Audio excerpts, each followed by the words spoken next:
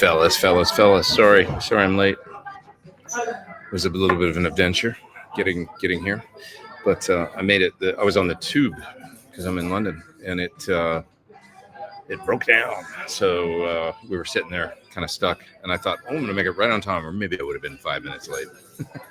But yeah, just a little tube adventures on the tube in London. That's my story. That's my excuse. Should have got a note from the train driver. How you guys doing? Can you guys hear me okay? Just kind of hanging here in London for a day off. What are you guys talking about? Looking through the chat, see who's here. Braxall, what's up? Did you guys see that new video with two of my heroes and me? Which one? I've seen a few. It's fun to watch. Go check them out and stuff like that. Good times. We've done two shows. We did York opening night was so much fun. Did the Apollo the next night. It's kind of slightly high pressure gig, London gig, like second show, but it was a blast. Especially towards the second half, I just started really having a lot of fun. Once I got into it and deep into the show, everything's going great. Having a terrific time. Hey man, how are you? Good to see you. Good to see you again. Yeah, just doing a little live stream. So I'm like, yeah, we'll just have like a. Do you have like a cider? I can do the cider for you. Yeah, you got a sassy cider, sassy pink cider. An apple one, maybe. Like apple? Yeah, do you have we don't have the apple one. Would you like to try our rosé cider? That sounds good. Yeah. Whatever you got. Yeah, Rosé sounds cider good. And maybe just a glass of water. That's If you fine. don't mind. I'll get it from you. Thank you, my friend. Thank you. Appreciate it. No Yeah, worries. thank you. My pleasure. Awesome. What else are you guys talking about here? Let's see here. Talking about bass amps. Combo 15s and 10s. More full range for bass. I kind of like 15s on bass. Like that's kind of the old school. Like everybody uses 10s now. That's the thing. And SVT, even in rocker, and they're just faster responding and all that. But back in the day, I remember everybody using not everybody, but 15s were like a big thing. And of course, the original B15 bass amp, a 15 in the Portaflex. And I had one of those back in the day. I had a Portaflex flip top Ampeg, 1963. Ended up trading it to a store that used to be in LA called Black Market Music. Anybody remember Black Market Music? And I traded it for a Marshall cabinet. And it's like a vintage B15 for a Marshall cabinet. Now, the Marshall cabinet was owned by Nirvana. So maybe I should have kept that Marshall cabinet and the B15. But it was it was spray painted on the back. That Marshall cabinet said Sound Bank or something like that, which was a backline company, maybe out of here, maybe out of England or something. And Nirvana had, back in the day, rented a whole bunch of cabinets from them for tour. I think it was I might be getting the story wrong, but I just remember it was spray painted on the back. And then at the end of the tour, they had bought all those cabinets from the backline company, just kept them and used them for touring. So it was a Kurt Cobain cabinet. So whether or not that's interesting or not, I don't know, but I guess that some people would probably find that interesting or would think it was of some value. But that was my Marshall cabinet for a while. It was formerly a Kurt Cobain Marshall cabinet, which I got in exchange for a vintage 1963 B15. I'd like to have all that stuff now. Probably the B15 more than the vintage 30 loaded Marshall cabinet. But anyways, there you go. Stu says I'm one of them late musicians. Yeah, I'm sorry about that, about being late. I just was on the tube, and then the tube stopped, as they do often here in England, and I was underground, so that ate up about 10 minutes or something. So I would have been about 5 minutes late. Truth be told, I still would have been late. So what else we talking about here? Frankenstein, the most famous keytar piece written. Probably true. Yeah, the keytar has seen a resurgence as of late. Keytar's pretty popular again. You see there's like new ones out now, and you see bands using them. Kind of cool. I once worked in a music store and sold art from Everclear, a keytar. True story. well, I worked for it was in between tours when I first started touring professionally. Thank you. And I had to get a gig for a little while doing some stuff.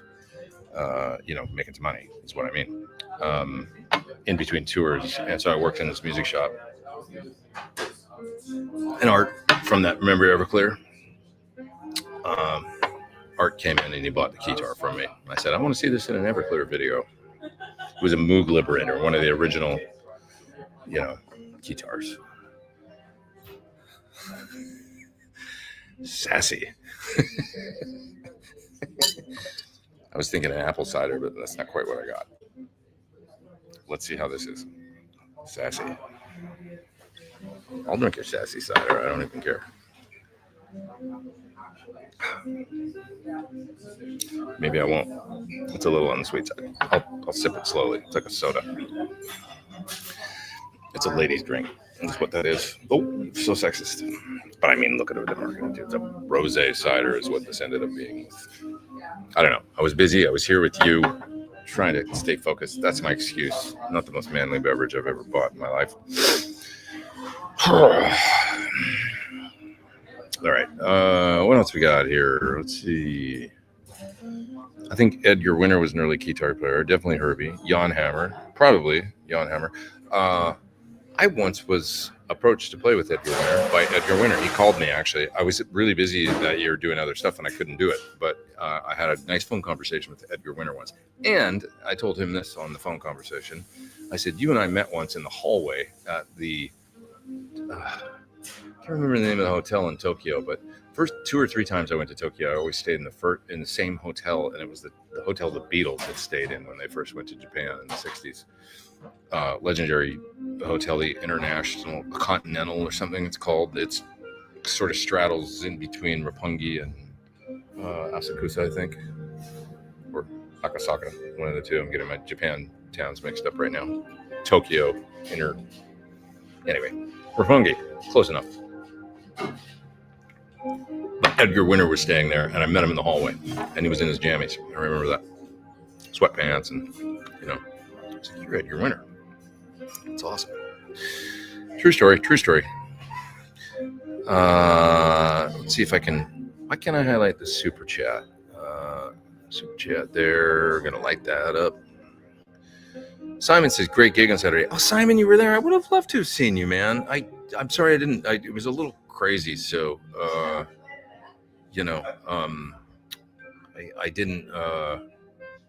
I guess you probably mentioned you were going to go to the London show, but I'm sorry. I just, it was a lot leading up to that gig and stuff. But I would have loved to have seen you after. But anyways, man, that's awesome. You went, and thanks for the super chat. I'm glad you enjoyed it. I had a great time. Legendary Hammersmith. Well, I think of it as the Hammersmith Odeon. That's always what it was when I would growing up in the 80s, and you hear Iron Maidens playing there, or Thin Lizzy, or Judas Priest. Hammersmith Odeon. It was like this mystical venue. I'd never been, and I'd never played there, certainly. So now it's called the Apollo, but still there. Beautiful theater. Really fun. I'll show you a picture I took there with my friend James. Let me find, where's my photos here? Where's James? Well, while we're doing a little, here's my friend Eric that I saw today. He's a drummer with Billy Idol, and they're in town just starting a European tour. It was nice to see him. Here's my other friend, of course, Jesse Smith from the Classic Rock Show. Just saw him for dinner. That's why I was late, because I was hanging with Jesse and went and hung with him in Soho for a little bit. It's all fun around here. Here's my friend Steve Holroyd. Steve and I went to the ABBA Voyage show last night, which was awesome. My friend Christian's playing guitar in that. That's why I didn't do Sunday Live, so sorry about that. Couldn't make the usual time. But yeah, Steve used to be engineer with the legendary Glenn Johns, and actually worked on some of Joe's music, Joe Satriani's music. He did the self-titled Joe Satriani album with Glenn. But Steve's worked on a ton of other stuff as well. Bat Out of Hell 2, for example, by Meatloaf. He was one of the engineers, second engineer, I believe. So there's Steve. Who else can I show you here? So here's Christian. That's the purpose-built ABBA Voyage arena. For those that don't know, the ABBA Voyage is like a hologram show, basically, where you've got a live band and then you've got the holograms of the original ABBA folks, and they're doing their thing. And it's kind of amazing, actually. It's not a concert in the traditional sense. It's not a movie. It's a completely different kind of new show. And that's the way he described it, because it's something totally different. That's, it's not supposed to replace live music or replace, it's just a different thing. And I think that's the best way to think about it. Not as AI replacing or holograms replacing. It's more about a different experience. And it was really cool. But anyway, they built that arena. I went to it a year and a half ago, and it's been going ever since. It was basically sold out last night, I think. And they built that arena, purpose built for the show. It's kind of amazing. And when you see the show, you realize that there's no way they could do the show as it is without that arena, because of all the installation and the way the lighting is integrated and everything you've got to have that room. So I think the plan is to move it around the world and play, take it different cities eventually. But it still seems to be kicking ass here, so why move it? Yeah, not that I'm like a massive ABBA fan, but I do appreciate some of the songs last night. Or like, oh yeah, that one. I mean, so many hits, and then it's exceptional songwriting. Whether or not back in the day, truth be told, it drove me crazy, like a lot of stuff did, And then you get older and you start to appreciate, like, oh, that's actually really good. Like the Beach Boys now, or not the Beach Boys. Sorry, I always loved the Beach Boys. The Bee Gees is what I meant to say. Bee Gees back in the day. Oh, disco sucks and all that stuff. And now you listen to the Bee Gees, and it's like, How Deep Is Your Love is probably like the most beautiful song ever written, So, fan of their songwriting and stuff. Did anybody watch the documentary, the Bee Gees documentary? It's kind of awesome. Like they were basically like a late '60s rock pop group, influenced by the Beatles and vocal group. They were amazing, and then they became the disco thing later that they became. But if you listen to the early stuff, they never did any of those high falsetto voices and stuff, and they played guitar and everything, and it was like a guitar band. It's really interesting. Documentary is fantastic if you haven't seen it. One of the better. Like, I learned a lot from it, and it made me think about their career, and also just about the kind of misogyny, racism stuff that was in music at the time that we all bought into. I mean, I was a rocker, and I was like, yeah, screw the Bee Gees. Like, that stuff sucks, but disco sucks. But it was actually like coming out of funk and soul, and like there was a lot of like, it was like when the way they framed it in the movie, it really made me think different about the whole disco era and the way it was sort of appropriated. It's a fascinating documentary, so check it out. It's really, really, really good if you're looking for a good watch. That, along with the Thin Lizzy documentary, are a couple of my favorite music movies I've seen in the last like 5 years or something. Excuse me. All right, what else we got here? How's the tour going? Tour's great, man. Stoked. I'm having a great time of my life, super fun. Hung with a bunch of friends today. I'm fast friends with all the guys now, everybody out here. Everybody's been just lovely, and it's a great vibe. So really having a good time. Ooh, look at that. Shelby GT500 scored a 76 Ibanez Destroyer. That's badass. Minty. That's cool. Mine's not minty. It's like, I would say, good to very good condition. Not minty. Yeah. Yeah. Violex's tones, so no wireless. Yeah, he doesn't use wireless. He has issues with them. I offered for him to try mine. I think he's tried it. He's very sensitive, I think, to latency. So that's one thing where he doesn't like any kind of digital, like if that doesn't need to be there. He likes immediate attack and punch. But he also, one thing I have noticed about him is he uses quite a long cable on the way to the pedal board. So before you're ever getting buffered or anything like that. And I was like, oh, he's probably just quite used to the sound of that. And it would sound quite, when I'm looking at the length of cable he's using, that's definitely going to have an effect. It's going to have a sound, and he's probably got his rig all dialed in and everything for that length of cable, and that's just what he likes. It looks cool as hell too. He's got this green cable that's super long, that kind of matches the guitar and everything. It's neat. So you need to write a book of your adventures as a musician eventually. I would love to do that actually someday. I don't know if I've got. I mean, I don't know if it'd be that interesting, but maybe it would. I don't know. What's we got here? Let's see.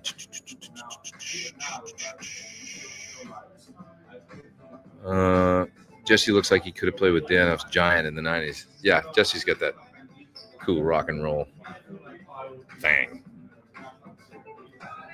doesn't he? A Monday powwow. Cool. Yeah, sorry it's Monday. I just how was the ABBA show? It's great, man. It's you know, the depth with what they're doing, and I mean depth like visually with the lighting and it's wild, man. And the sound is exceptional because it's all purpose built for that arena, and it ain't quiet. It's like pretty rocking and clear as a bell. And the tune they start with is great. Actually, I don't recognize it. Maybe it's something new that they came up with for the show, or something like an album cut or something. But it's got power, man, and it starts and you're just kind of knocked out right out of the gate. But visually, it makes you think about what bands like Kiss are probably going to end up doing and stuff like that. And when you think about it, like, oh, it's going to be a completely different kind of show. Like I say, not a traditional concert, not meant to replace, more like you remember back in the day when we used to go to the Pink Floyd Laser Light Show or whatever. It's sort of like that, but 2025 version. You know, it's like going to see something different that's entertaining and live music adjacent. So I see James Cole has an Iverson guitar. Have you heard much about these? I've just played James. It's a this is James Cole from the Classic Rock Show. It's a dual mini humbucker, kind of, you know, short scale, or not short scale, but 24 3/4, 3 on a side headstock affair, kind of akin to, you know, Les Paul Deluxe style situation. And yeah. Did you go to the place Jimi Hendrix and Paul McCartney went to in Soho? I don't know. Where was it? Probably. I probably walked right by it. Well, every time I'm there, you know, I go by Ronnie Scott's, and you know, it's funny. I was walking by Ronnie Scott's the other day, and I saw on the sign, it said, just a second. Sorry. Somebody calling. Sorry about that. Back into it. What was I talking about? Well, let me take another question. Let's see, the same company. Oh, this is interesting. Same company that put the ABBA show together is doing the Kiss hologram show. That's kind of why I said that. Yeah, I heard that. I didn't know if it was like any kind of like common knowledge or not, whether or not that was happening. But you know, I could just see them going. Flying around here, I could just see them going whole hog into that, and probably doing a cool show that's like in Vegas or something for a while, like an installation. You know, I'm sure they probably went to the ABBA thing or were inspired by it. Did you get a chance to see Cardinal Black on tour? Yeah, I saw them at the Troubadour probably a year ago. They're great, man. I mean, I'm friends with Chris, so I've known Chris for a number of years now. They're just terrific. What did I have for dinner? I had Thai. Good Thai food in Soho. Yeah. What happens when the hologram has a tantrum? I guess that's what doesn't happen. You know, truth be told, I mean, just on a serious note, I'll show you another picture while I'm in my camera roll here. I think this is dystopian as hell, and it freaks me out. There's this AI company. Where is the picture? I hope I'm not. I might be repeating myself here. I hope not. But there's this. I can't seem to find it, man. Where the heck is it? There's in the underground. Did I bring this up last week? I'm sorry if I did. In the underground, there's these. The subway I'm talking about here. There's all these signs that are like. Stop hiring humans, and it's an AI company.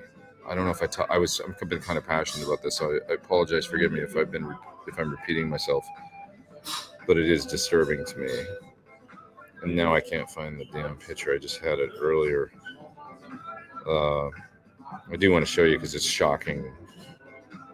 I think I showed you guys last week though, so maybe it's stupid that I'm looking for this anyway. But basically, it's like, you know, the ads say like, "Oh, she won't go to Ibiza and not show up for work on Monday" or something like that, and it's like, the AI employee future is here. Stop hiring humans. It's scary as hell to me. It's just like, humans need jobs. I'm thinking that I already brought this up, but while I'm in here, I'll just show you a picture of Kenny Aronoff with his giant drum kit. Look at that. Holy jeez, that's fantastic. Kenny is a dude, man. He's the coolest guy. He's a great hang. Been having nice hangs every night with him. Really fun. What are your bandmates up to tonight? I'm not sure. Any chance that they might drop in during the tour? I'm going to ask at some point, you know, if anybody would be interested, or I will ask. You know, next week, the week after, something. Who knows? I don't know. We'll see. We got kind of a big week coming up. There's a lot of gigs in a row right now and a lot of travel, so maybe not next week, but I'll find out. There's a super chat I got to get to there. Loved the Bee Gees as a kid. Was friends with Stephen Gibb for a few years before I realized his dad was Barry Gibb. That's wild. That's pretty cool. What do you think of the new Kiesel Kyber guitar? I think they look amazing. I haven't seen it, to be honest, so that I like to do sometimes. Let's go take a look while I'm on here.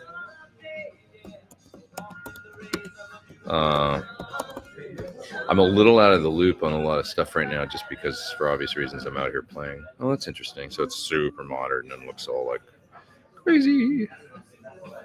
Oh, crazy colors and stuff. 7-string tremolo. Is that a Floyd? It's like a 7-string Floyd with no locking nut. And then a fan fret situation. I mean, you know, I'm playing 7-string now, but truth be told, it's the sort of like super modern guitars isn't really my, you know, I'm a bit more of a traditional rock guy, but the colors do look really amazing. Will there be a live album? I mean, no comment, no plans, no, you know, that I can't speak to that, to be honest. Saw a Drumeo video the other day with Britt working on the drums, Scorpions Blackout. She was a lot of fun. Wasn't she good? She was so worried about it because she's like, people are going to give me a hard time because I didn't know the song. And I'm like, the song came out in like 1981 or 80 or something, and it wasn't even a single. I loved Blackout. I mean, but I'm, you know, over 50. She's like 30, you know, and I'm like, you know, you were born like fully 13 years or something after that song was even released. It's not even a single. So a few people gave her a hard time, but I thought it was really cool because she heard it for the first time. No drums, just guitar. You know, when they play you this stuff, it's just guitar. When you go to Drumeo and you do those things, they just play the track with all the drums removed, and there's a click. That's it. And you need to come up with an appropriate part. I thought she killed it. What she played, I thought, was really musical and interesting. And a lot of people thought that. There was a few people, old fuddy-duddies like ourselves, that were like, I can't believe you don't know the Scorpions, you know, like whatever. It's like, no, I know the Scorpions, I still know that song. And it's not like she was a big, like, I mean, she plays with Demi Lovato, and she grew up listening to Green Day and AFI and, you know, stuff like that. That's just her era. She was born in 93. So it's like giving young people a hard time. It'd be like giving us a hard time because we don't know Count Basie or something. You know what I mean? Like songs from, you don't know this song from 1943, you know, when you're born in 71. Like, no, I don't. You know, I grew up in the 80s, man, because it's literally that old. I know it's scary. You don't want to think about it, but let's say a song. Yeah. So it'd be like me not knowing a song born in 71. It'd be like me not knowing a certain song from 1956, you know, that wasn't even a single. That was like an album cut off of some record by Buddy Holly and the Crickets or something. Oh, sorry, I haven't heard that one. What is that? It's a cool 50s tune, but I don't know it. Right? You know, it's just weird how people are like, you know, especially, you know, old rock dudes. Anyway, talk about having amazing live productions. Have you seen Lady Gaga, Copacabana 2025? I have not. I know there was a lot of people there. 2.5 million. That's amazing. That's amazing. That's amazing. Early Bee Gees stuff is really interesting. Yeah, they were basically disciples of Beatles and stuff, I think. But you know, I only listen to the Bee Gees ironically. Oh man, sometimes sit down with an acoustic guitar and learn How Deep Is Your Love, and tell me it's not just the changes and the melodies, and it's a hook fest too. Like, I mean, from the opening chords and that pad that comes in vocally and everything, and the changes and stuff, and then in your eyes in the morning sun, da, da, da, da, in the pouring rain. It's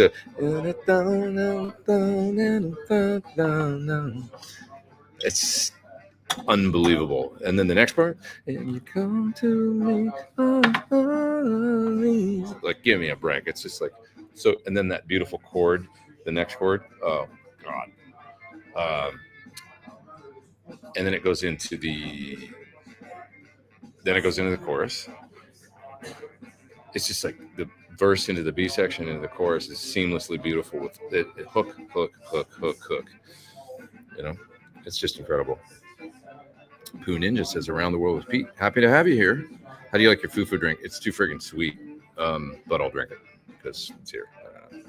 I was with you. I didn't look at the menu. I didn't have a chance. I asked for a cider. I said, you got apple cider? Like, I was thinking like a, Inches or, Bulmers or something like that. He's like, I got a rosé cider. And I was like, okay, whatever. And I'm sorry. I don't look at it. It's just, it is what it is. Mm.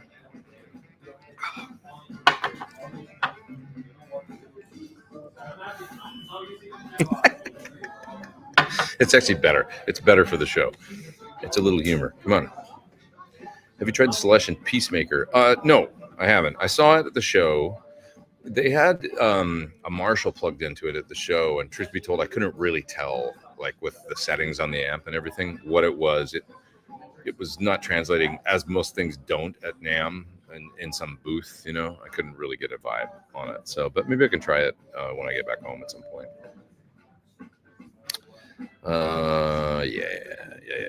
Yeah. What else?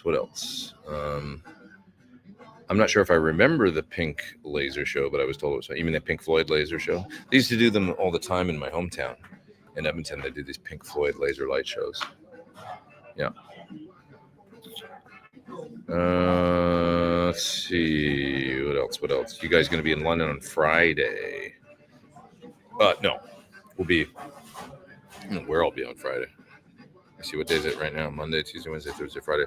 Probably by Friday, France somewhere. I'll tell you where I'm going to be on Friday. What day is it today? Monday? Oh, Friday I'm in France. We play Hellfest on Saturday. So we're direct support for Scorpions. Ant. So there you go. Maybe we'll see those guys, and Britt can tell them that she didn't know their song, because she's actually going to be there. What else we got here? Let's see. Do you remember? Do you know Bill Lewis guitars? I don't actually. Never heard of him. Messing around with my quad Cortex captures this afternoon, says Wrench Fist Studios. What do you think? Do you like them? Are they useful? Ronnie Scott's is on my bucket list. Oh, I was telling you a story about that. Josh Smith was playing Ronnie Scott's. When I walked by, I saw Josh Smith out front, and then I texted him. He came over. We had a beer. That was that. So came over to a pub like next door. Actually, he didn't have a beer. Didn't drink anything. He had a water. I had a beer. Super chat there from Stefano. Hope this, I think you're saying tour, comes to the States. My question is, what's your advice managing tour life with relationships? You have to figure out your outside window of how long you can be apart without starting to feel like distant or like you're single. That's my advice. And then you have to respect that and figure out a way to get together. So whether it's you fly them out or they fly out or you fly home on a day off or whatever it is, I mean, that might be impossible if you're in Europe and they're all the way in, So like, for instance, a Brit's coming out to see me she'll be in France. She's got a friend playing with Till Lindemann, singer from Rammstein, doing his solo thing. So she'll go visit her friend, go to the festival, and then I'm out there I have a day off there.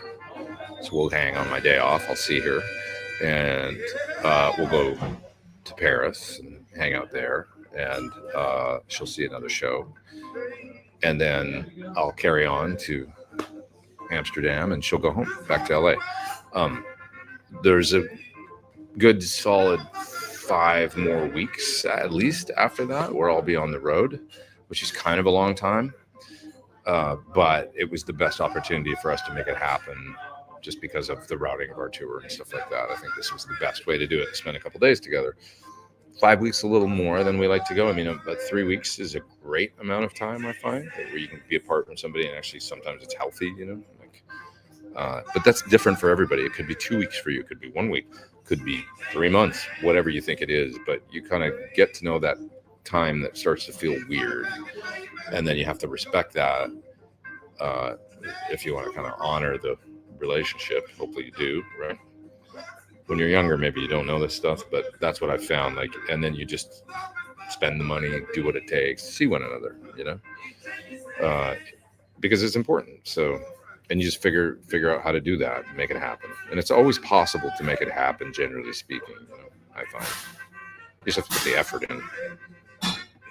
Naive Steve says, by the way, thanks for the super chat there, Stefano. Stefano. Sorry, my eyes get tired at this time and I start seeing double and stuff and contacts. PMT is closed down in the UK. This is a music store chain that I actually bought a gig bag at last year, the one in Newcastle. And yeah, they're closing down. It's too bad. Yeah, too bad.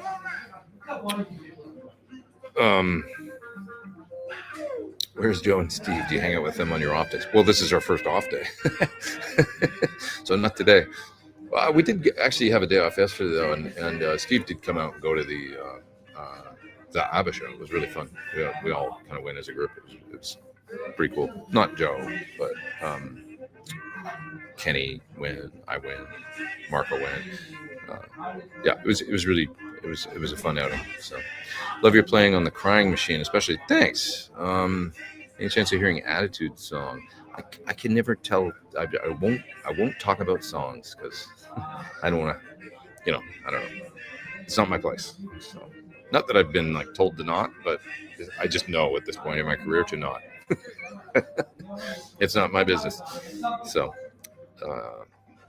have you been to Denmark Street? I was actually over there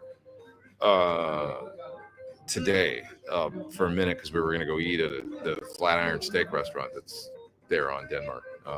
Not to go to music stores. I know that's disappointing to you. I was going to go get a steak, but they were all full up, and so we ended up going for Thai food instead. My friend Jesse and I. So just was on Denmark. Sadly, no guitars involved. It was already closed. Everything was closed. I lost my sunglasses yesterday, and I need a pair of sunglasses while I'm out here. It's summertime. It's beautiful every day. And so I went and bought a pair of sunglasses today. That was my mission in Soho, and then have dinner. I'm also playing my Sir Custom with Thornbuckers. It's a peak gear kind of day. That's fantastic. Thanks, Branchford Studios. Excellent. Have you played with Kenny before? He's amazing. He is amazing, man. And I love him. He's a terrific guy. We've become fast friends. A sweet dude. And he's inspiring and just terrific. The best stories ever.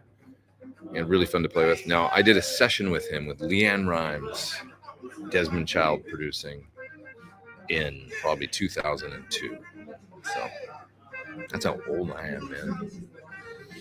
You guys have known me since 2010 or something, but there was other stuff going on before. So yeah, I did a Lee Sklar, Kenny Aronoff, myself session with Desmond Child producing for a Leanne Rimes record at Henson A&M. Kenny playing drums. didn't really. I was super green then. I mean, I was doing things already, but I was pretty green. I was probably shy, not talking that much, and didn't want to offend anybody and all that kind of shit. You know, now I'm a different person now. Now I'm annoying.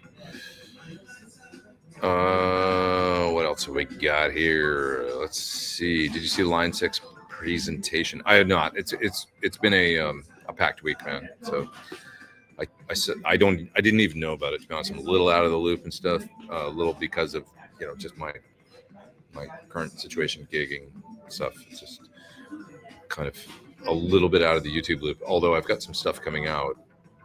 Just remembered I got to upload a video actually. It's too much to do every day, you guys. Just too much. Does the crew take turns guarding your gear? Well, I have a tech, and everything's always in a venue, and it's all safe. So, yeah. I was watching your EVH tone guide the other day. Amazed how spot on the flanger was on Ain't Talking About Love. Any tips on dialing in the MXR flanger? Dude, I just used the. I mean, I may have actually been using if it's the video I'm thinking of, I might have been using my Strymon sound for that, which is I dialed in the gray flanger on the Strymon to sound as close to my EVH MXR flanger as I possibly could. But to me, the EVH flanger nails it. I'll tell you what, I did many years ago, 2005 or 6 or something. I did a little clip with Dave's Variplex amp. Anybody remember that? It was actually the Blankenship Variplex, it was called, but Dave Friedman designed it. And I was doing like an early kind of demo. And what I did was, because Van Halen, all the guitars mixed in or most of it is mixed in the left channel, I just played along with the record in the right channel. And blind luck, the sweep of the flanger locked right up with the record. So I did a take, and then I listened back, and it sounds exactly like I'm playing in one of the, as if Van Halen had doubled the guitar part, playing in the right channel, playing in the, the real one in the left channel, and the flanger opens and sweeps and everything exactly with. I just got lucky. That's all it was. So, yeah. So there you have it. And I think that it's great. I mean, that's all you got to do is get an EVH and hit the switch. That's all I did. I mean, you might listen to it and go like, not so much, I don't know, you don't hear it, but I from the day one that I got one, I put that switch in, it's like, well, that's the sound. So the whole point of Drumeo is not knowing the song. It kind of is, yeah, you're not really supposed to know it, which is, yeah, you're right. I mean, it's like, she didn't know it. They threw some stuff at her that she didn't know, and I thought she did a great job with it. I thought it was really groovy and appropriate, So, yeah. My niece Hurt says, I don't know songs from 2010. That's what I said, though, on when people were giving Brit shit about not knowing Blackout. I was like, well, do you know the latest stuff from My Chemical Romance or the last single or whatever, There's a whole bunch of music and then just go, oh no, but that music sucks. It's like,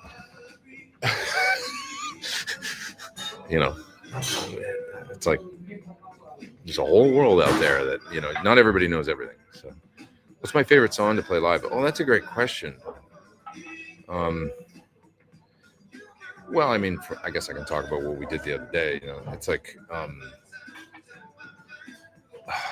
man, it's hard to pick, to be honest. I mean, I've been having just a great time with a lot of tracks. I tell you what, even just, it's probably not the answer you're looking for, but busting into rhythm on something like Surfing with the Alien, because I grew up listening to those tunes, or Satch Boogie, that's fun for me. I mean, just playing the rhythm stuff. And at the end, I'd play the riff with Joe the last time through and stuff, and that's really fun for me, because I mean, I think I've said this before, but I have a picture in my high school yearbook of me playing that song in my high school at a lunchtime concert, so here I am all these years later playing it. It's very full circle. It's amazing, just crazy. It's like 1988 or whatever, and there I am playing my jacks, and with a jacket that I painted myself and stuff, and I'm playing Satch Boogie in that picture, So now to do it with the man is pretty cool. So that's really fun. It's really fun playing some songs where I get to be just a spectator because I get to be at the show. So what I mean by that is like if I could fly, we did that the other night, and I'm playing Acoustasonic on it, and I just get to do the chill strum, and it's so fun because I get to chill for a minute and just play rhythm guitar and listen to Joe and listen to Steve, and just there they are, and I'm just like, this is amazing right now. I'm just having a great time, like being up here doing this simple part, while those guys are trading and doing what they do and just being amazing. So I know that's not I guess that's my fan answer, because I get to be at the show for a minute. I can it's an easy enough part. I don't have to think that hard. And but I of course really enjoy the digging in musically into some of Joe's material, some of Steve's material. I mean, there's songs that are quite crazy, odd meter and harmonically really challenging and stuff like that I'm like, feel like this is making me better, so, and then I'm learning. So yeah. What else we got here? I'm pretty far back in the chat, aren't I? Why don't I move down a little bit? If I could only have one pedal on a desert island, it'd be a tuner. I always say that. TC Pauly tune with an endless battery. Yeah. Surprising how many musicians get on the underground. The Houston Tap at the station Amy Winehouse used to go there, lived in Camden, one stop from the Tube. Tom York takes the Tube. I think, somebody spotted Noel Gallagher taking it to an Oasis rehearsal the other day. It's the best way around London. It's so much. I mean, if you guys have ever driven in London traffic, people talk about LA. It's like, forget about it. Here is like insane. And people here, something I've noticed today too, they will kill you if you're a pedestrian and you just walk into the street. It's not California. They won't stop for you. The pedestrian doesn't necessarily have the right of way. I mean, somebody nice might, but man, guy just about took me out today, and I was just like, I was already in the street walking, and he was just coming at me fast, and I was like, open my arms up, and, what are you gonna do? You're gonna kill me? It's like, really?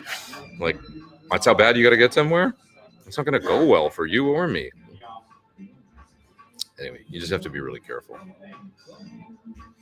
So, surprise her with an extra visit, says Richard. You're a smart man. Have you asked Joe anything about something you wanted to learn? Not yet. I haven't gone there yet, but believe me, I want to. About certain things. So. They do things all the time. I'm like, how the hell did that happen? Do you have legendary tones installed in your JCM 800? I actually don't have a JCM 800. The amp I used in that video I would have borrowed. I think it was George Lynch's, actually, maybe. I think. Because I was doing, well, I can't remember, because I've done videos for both the George Lynch as well as the original version of it, and I would have had to have an 800 around or a similar amp for both of those. I think George lent me one for doing his module, and then I'm not sure what I did in the first one. Probably borrowed an amp from Dave Friedman. Friedman since has bought a nice Fawn 800, or it's a 2203 or 4, whatever, the 100-watt one. I always mix them up. From like 80 or 79 or something, just pre JCM 800. So he has one of those, so I could always use that.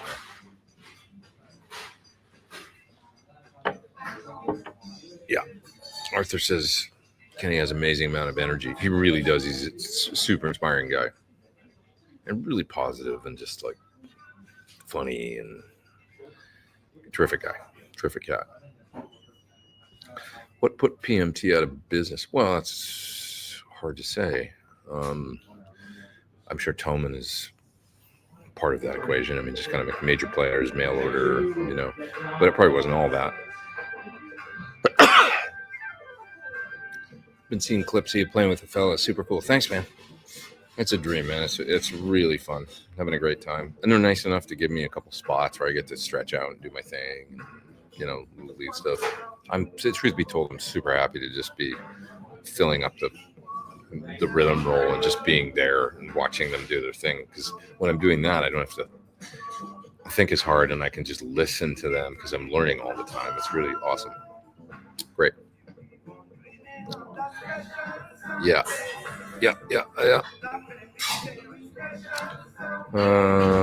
Okay.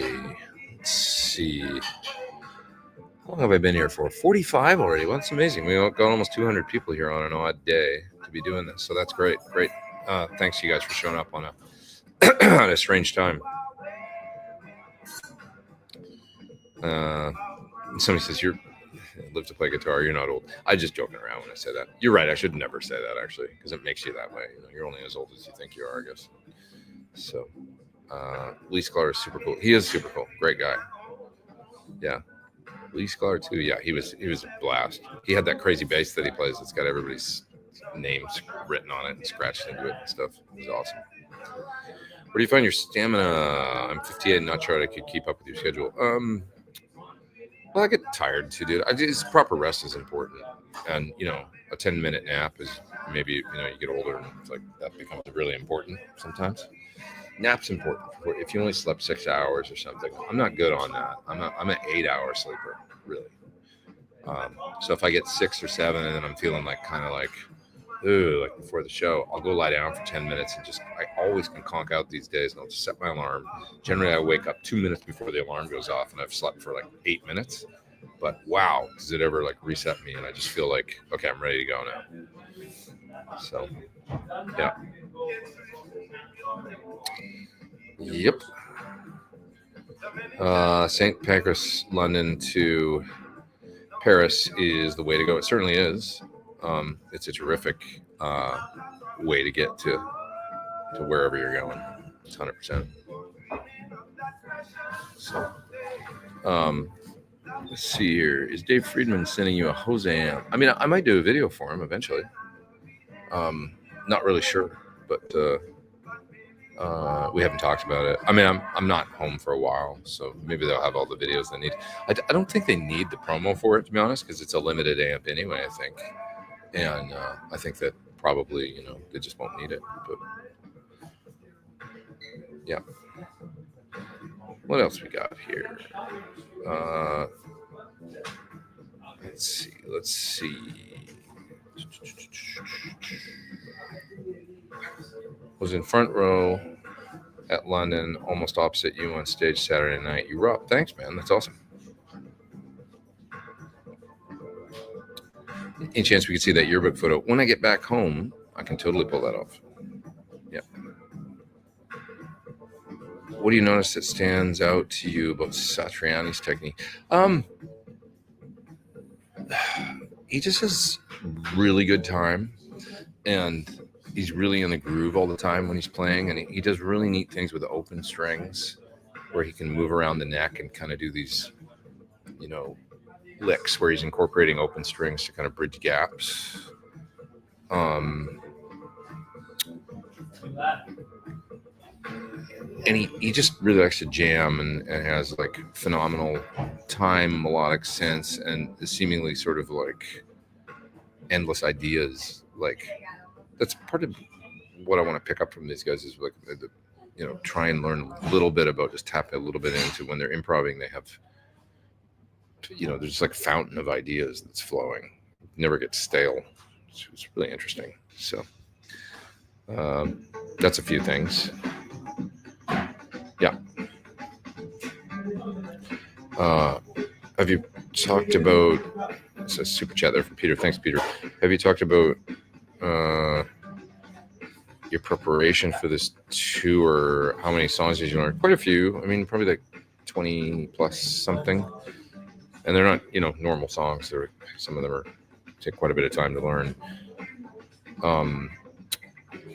For anybody that hasn't seen the show, I'll talk a little bit more about it later, but I don't want to spoil the set list. I mean, it's out there anyway, but gear tweaks, just kind of like what I would hear on the records to, like sometimes there's keys and I'd have to go like, all right, I need to fill this space with guitar. So how can I do something pad oriented or something that a lot of H90 sounds,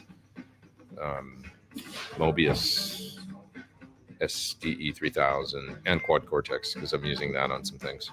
So like if you watch a video of us playing, for instance, I'll just give you one example. The song Sahara, you're going to hear some pads, and that's Quad Cortex stuff that I came up with.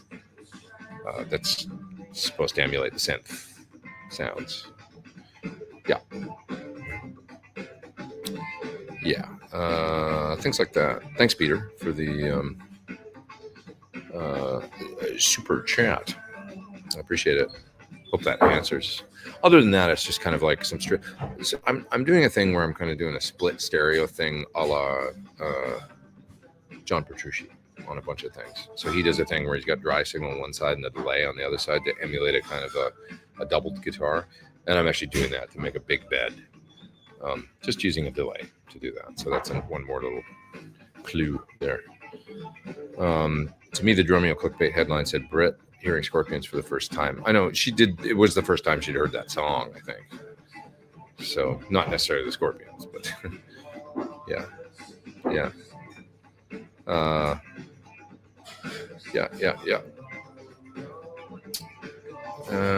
What else are we talking about here? I'm gonna hang another 15 or so guys, and then I'm gonna split. Go get a little bit of just chill time and stuff like that. So, see Michael Nielsen's video on the Friedman Jose the other day. I just heard a little bit of it, and it sounded great what Michael was playing. He always does a good job. So, yeah. Thank you for doing this, says Todd. Thank you, man. Appreciate it.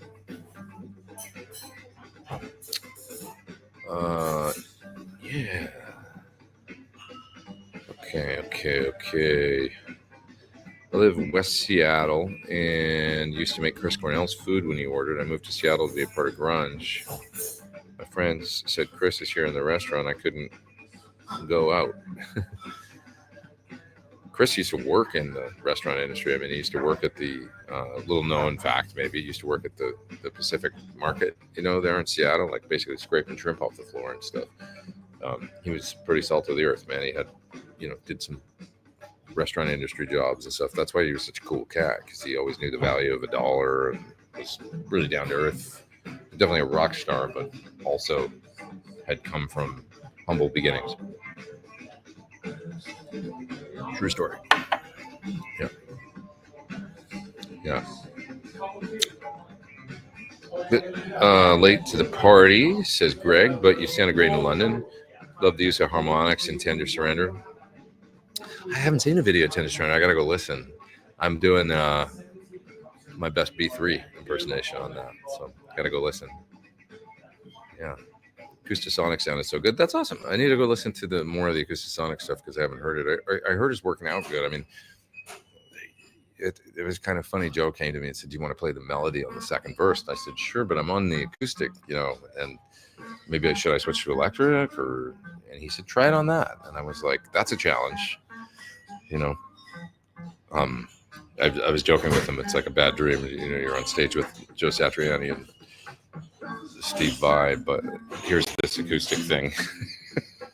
And now you got to play a solo, or not even a solo, it's just the melody. So I had to get creative with it. So what I'm actually doing is using one of the kind of acoustic blended with electric sounds in the Acoustasonic, just in that part of the song. I go to it. And I also added a parallel in the Quad Cortex amp path. So I've got, I think a Vox AC15 sound blended with the acoustic, and I kind of just parallel path amp and DI acoustic sort of sounds blended together, and I just tried to make it kind of work, and I guess it's kind of working. So I just try to get creative with it. That's kind of what you got to do sometimes, I guess, is be like, well, how can I make this cool, different? And I went to the sound guy and I said, "What are you thinking about this?" He goes, "Dude, I kind of like it," because he goes, "It's different." He goes, "We've been hearing a lot of the traditional sort of electric guitar sounds by that point in the show." And he goes, "It's this other color that comes in," and it's kind of, so you never know. I mean, maybe it's totally the right thing, and it was just kind of a happy accident, not accident, but many times you're given a tool, and it's like here, do something with this. And you just go, well, what's the best thing I can do with this? And you might do something that you would never think to do, you know. You don't have your tube screamer and your JCM 800 or whatever. You've got an acoustic with a fuzz or something. And you might play something that is like, wow, I never would have thought of that, but it's unique and kind of is a color and it takes us somewhere else. And it's, you know, so anyway, there you have it. There's Peter Evans. Thanks for the show today. Thank you, man. Videos this week. Yeah, I've got something coming out from Ola's company, Solar Pedals. So that video's coming. It's coming out on the 19th. So I really need to get that uploaded. Maybe I'll do that tomorrow with the video. I was supposed to do it today, but I just haven't had time. Between laundry and friends and all kinds of things, just having a day off, I just didn't do it. So I'll get it done tomorrow. Don't overdo it. I'll take that advice, my friend. I gotta be careful, you know. Get some rest so you make no mistakes. I'll have good rest tonight. So it should be good tonight. Watching an interview with Duff, and he said he has never put a piece of chewed gum on the Seattle chewed gum wall. I've never done that either. Did you manage a Sunday roast yesterday? I did, actually. I had about 45 minutes, and I went to a pub and got one. Yeah. That blend with the Vox sounds like a cool setup. Yeah, it works good. You know, it actually really does. I think Chris Cornell worked at Salty's. Where's that? That's interesting. I didn't know that. Could have. Thanks so much for doing this, says a Strat Man. Thank you. Thanks for being here. I appreciate it. I'll hang another 5 or so, and then I'm going to split. What are you guys doing? What's going on out there? Anybody had any gigs this weekend? I've been talking nonstop. True overuse the guitar muscles could lead to fatigue. Yeah, I actually took, for the first time in a few days, I didn't really play yesterday, and I didn't really play today. So, and I feel good about that. My calluses were starting to get a little like, I was playing a lot. And so tomorrow, I'll play a lot. Go over parts, warm up, do everything I need to do. But I felt like good thing to maybe not play for a couple days. So, yeah. Yeah. Do you go to Emerald City Guitars? I've been there. Yeah, great shop. Played a couple 59 Les Pauls in there. I remember there was one in there in particular that, like, the neck down around the 2nd fret had ring wear marks in it, like deep divots where whoever had played it had worn a ring. And this guitar had some soul, man. It was really beat up in it, and you know, it just had these bumps in the neck down there on the underside where somebody's ring had just been for 40 years or something, you know, just carving into it. It was a really neat guitar. That's my memory of Emerald City, playing that guitar. Yeah. When is the tour over, says Todd? We go until about the 2nd of August. So we'll end up Eastern Europe and playing, you know, over in Greece and Croatia and places like that and stuff around the end. So we're just getting started. Lots of shows to go. Yeah. Ordered myself SG Standard earlier today. I love SGs, man. They're great. I've had the same SG, just a standard, you know, USA Gibson one for the ones you've seen me play with Classic Rock Show. It's actually in the Satriani, you know, kind of promo picture. That's my SG that I've had since 2000. And, you know, I've never changed a damn thing on it. Pickups, pots, nothing. It's all stock. So saw you in New York on Friday. Amazing gig. Gave you a thumbs up as you left in the van. Big fan. Thanks, man. Appreciate that. It was a blast. I'm glad you made it. Glad you made it out. It's a really diverse set list that you had to cover many rehearsals. Yeah, we had a whole bunch. Some in March and then some last week. Not a bunch. I mean, you know, not a bunch, but everybody came in very prepared. So that's always helpful. William says he's got a Tony Iommi SG. That's cool. Fantastic. Nice guitars. Who's going to watch the Black Sabbath show on July 5th, 4th, 5th. I don't remember. We'll be playing that day. We'll be in Poland, so I won't get to see it, I guess, but I'm sure I'll get to watch it after the highlights. Yep.